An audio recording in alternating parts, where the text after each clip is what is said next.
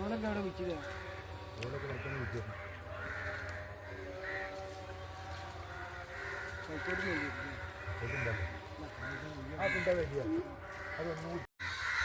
അതങ്ങള് ഈ 35 ആൾക്കാരാ ഓക്കാനിച്ച് ചർത്തിച്ചതാ.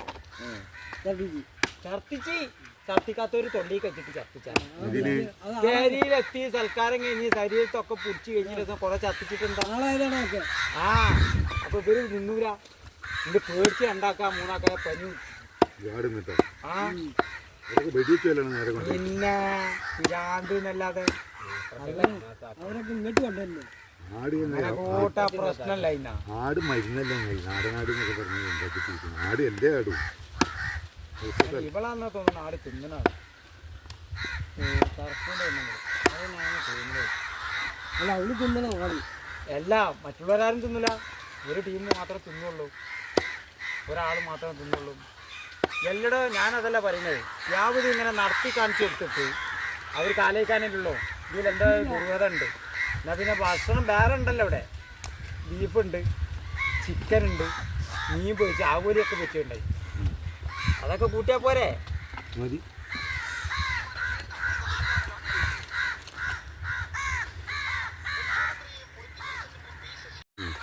എല്ലാവരും പറഞ്ഞു മുട്ടായിൽ കുക്കീസ് മുട്ടായിയാണ് ഇഷ്ടം എന്ന് പറഞ്ഞു. അരിയിൽ ഏതാ അരിയ ഇഷ്ടം എന്ന് വെച്ച് കുറുവാന്ന് പറഞ്ഞു. അപ്പോൾ അപ്പത്തിൽ ഏതപ്പം ഇഷ്ടം എന്ന് വെച്ച് നെയ്യപ്പുണ്ട്, കലത്തപ്പുണ്ട്, കുയ്യപ്പുണ്ട്. അപ്പോൾ അത് ഏതാണെന്ന് വെച്ച്. അപ്പോൾ ഇനിയാണെന്ന് പറഞ്ഞു. അപ്പോൾ ഇഷ്ടമുള്ളവരെന്നാ ഒക്കെ പറഞ്ഞോളി ഇഷ്ടമെന്ന് പറഞ്ഞു. എന്നിട്ട് ഇയാളെ ഈ തളികത 2 കറക്കൽ ഒന്നും കൂടി കറക്കിക്കാണ്ടറിഞ്ഞ് ഇതിങ്ങനെ മൂടി വെച്ചിങ്ങനെ. നിങ്ങൾക്ക് എന്താ പറഞ്ഞ് മുട്ടായി കുക്കീസ്, ഇവർക്ക് കുയ്യപ്പം, ഒരാൾക്ക് കലത്തപ്പം. അപ്പം ഇതിങ്ങനെ വെച്ചിക്കണ്ട. പിള്ളേരെ ആൾക്കാരും പെണ്ണുങ്ങളോ ജനങ്ങളൊക്കെ പാടെ ഇതിക്ക് ഇങ്ങനെ ആകാശത്തോടെ കാത്തിക്ക. ഇതിപ്പോൾ തുറക്കുമ്പോൾ ഈ അരി സാധനങ്ങളൊക്കെ വരുമല്ലാന്ന്. അപ്പം തന്നെ ഇയാളെ ഇത് തുറന്നങ്ങാണ്ട് വരികയാണേ. എടാ ഇതൊക്കെ വരികയാണെങ്കിൽ എനിക്ക് എൻ്റെ പേര്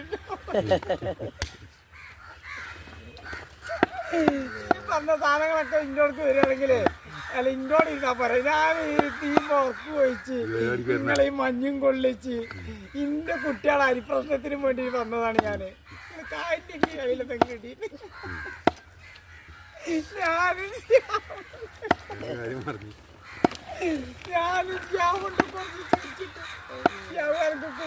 വണ്ടിയതെന്ന്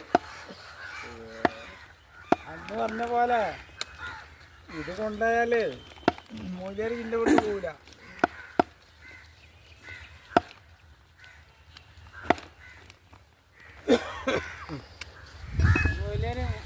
മൂസാനബിന്റെ കഥ പറഞ്ഞ ആളാണ്. അയാളത്തല്ലേ ചരിത്രം പോയി കേട്ടതിൽ ഏറ്റവും കൂടുതൽ മൂസാനബിന്റെ കഥ ഉണ്ടായിരുന്നു. പോയി കണ്ടിരുന്നു. ആ വേറെ അടുത്തും പറ്റില്ല. കാട്ടൊന്ന്